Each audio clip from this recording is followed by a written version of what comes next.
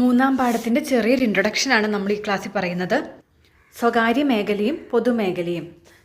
നമ്മൾ സ്വകാര്യ കമ്പനികളെയും പൊതു കമ്പനികളെയും പറ്റി പഠിച്ചിരുന്നു.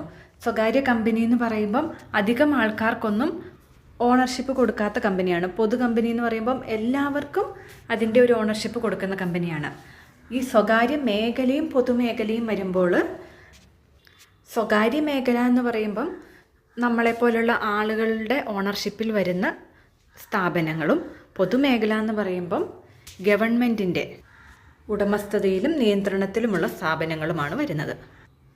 പൊതുമേഖലയിൽ വകുപ്പ് തല സംരംഭങ്ങളും പൊതു കോർപ്പറേഷനുകളും സർക്കാർ കമ്പനികളുമാണ് വരുന്നത് കൂടുതലായി. സ്വകാര്യ മേഖലയിലെ സ്ഥാപനങ്ങൾ നമ്മൾ ഓൾറെഡി പഠിച്ചു. ഏകാംഗ വ്യാപാരം, പങ്കാളിത്ത ബിസിനസ്, ഹിന്ദു കൂട്ടുകുടുംബ ബിസിനസ്, സഹകരണ സംഘങ്ങൾ, ബഹുരാഷ്ട്ര കമ്പനികൾ, പിന്നെ സാധാ കമ്പനി, പൊതു കമ്പനി, സ്വകാര്യ കമ്പനിയും ഇവയൊക്കെയാണ് അവിടെ വരുന്നത്.